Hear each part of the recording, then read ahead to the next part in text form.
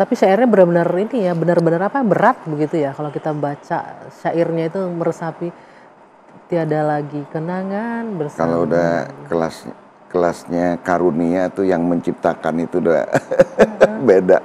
Nah, Didengarnya kata-katanya itu kalau udah kelas karunia beda, Anggi. Iya. Itu Mama Titi tuh mendapat karunia itu bikin lagu itu tuh. Mamahnya Mas Adi pernah cerita nggak gimana responnya sama lagu ini ketika itu ke Nggak anak-anak? habis-habis kita mah istilahnya kalau denger lagu Bing tuh ya mau lagi gimana juga udah. Makanya saya ya ada beberapa waktu ya kita nih lagi kumpul apa itu di satu tempat ya yang mungkin nggak sepantasnya bersedih-sedih lah ya. Mungkin lagi acara senang-senang atau apa. Tiba-tiba ya karena dilihat ada saya nyanyi itu, saya keluar ruangan. Sedih langsung ke Lah iya, istilahnya aduh ngapain sih bawa lagu itu gitu. Yang lain aja. Ini bukan waktunya kita. Iya. Ya kita karena kan kayaknya pasti soulnya lagu itu emang kayaknya lagu sedih banget. ya kan kita nggak boleh bercanda kalau denger lagu itu. Ya harus kita dengerin yang benar. Barat kata udah kayak lagu kebangsaan. Bagi keluarganya Bing Slamet itu ya. Saya juga punya kenangan loh sama lagu ini. Mas, ini kan lagu tahun berapa ya? Tahun ya, 74 kan ya, pas meninggal ya. Pas Papa meninggal 74. Pas meninggal 74. Karena ibu saya suka bermain gitar. Saya pertama kali belajar lagu, main gitar, pakai lagu ini. Masya Satu ini sama lagu Kupu-Kupu Malam. Kita belajar pakai gitar kayu gitu, pakai lagu ini. Makanya saya tahu lagu ini.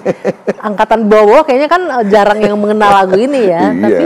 Tapi diajarkan, jadi cukup familiar sama lagu ini. Ya memang bagus, Mama bagus. Istilahnya memberi informasi gitu ya kepada anaknya ya. Ini loh ada lagu zaman Mama tuh yang Mama zaman suka. bala, zaman angkatan dulu. Ya itu satu informasi yang bagus kan. Dan rasanya benar sepakat nggak nih kalau kita bilang musik-musik zaman dulu itu bisa dinikmati semua umur nggak sih Mas Adi ya? Kayaknya bahkan lagunya almarhumah sempat di aransemen ulang juga kan sama grup band Noah ya kalau nggak salah itu Peter Pan. Kupu-Kupu Malam yang di aransemen ulang kembali, dinyanyikan lagi. Pokoknya gini Anggi. Lagu sepanjang masa deh kita nyebutnya. Kalau udah kelasnya maestro ya itu pasti ketahanan popularitas tuh lagu pasti lama. Lama, bertahan lama lagunya ya. Bukan lagu karbitan yang sebentar terus hilang. Dan Allah itu tidak memberikan banyak maestro. Bisa dihitung jari. Saya pernah ada satu artikel saya temuin itu di ruangan lah, dan itu juga tempat boleh dibilang kumpul-kumpulnya seniman. BKS Kostrad kalau nggak salah. BKKS Kostrad kalau nggak salah ya. Saya iseng-iseng tuh. Jadi kayak skenario gitu kecil gitu kan. Kayak naskah gitu. Saya ambil, saya baca.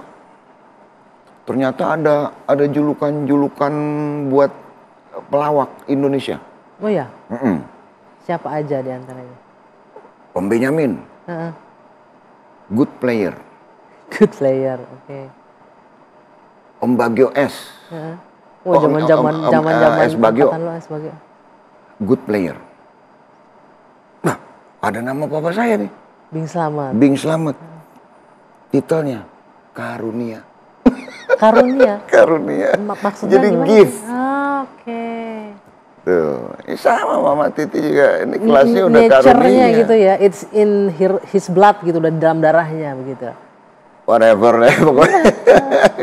Istilahnya ya yang ngasih julukan itu, titel itu juga kan mungkin nggak sembarangan kan. Iya, betul.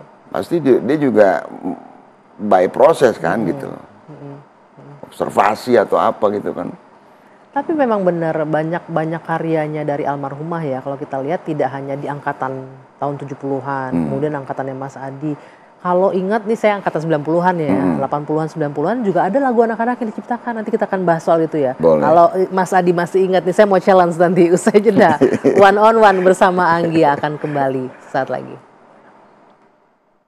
Nah, ini saya masih denger nih Mas Adi nih lagunya Ecopot. Itu kalau salah itu tahun berapa 77 itu. 77 ya. 77. Lucu banget loh itu dengan polem itu, Waduh, banget. Poni selamat datang. Pokoknya saya ketemu ya siapa ya, Dwiki Darmawan, saya ketemu terus yang sepangkatan saya nih, gua waktu kecil dulu kepengen potong punya rambut gitu. Beneran ya bilang. Yang lucu orang Papua penggemar saya. Kenapa? Ya kepengen diponi kan nggak bisa. Harus dicatat dulu. Harus direbonding kan gitu loh. Itu tahun segitu emang model rambutnya lagi tren begitu Mas Adi?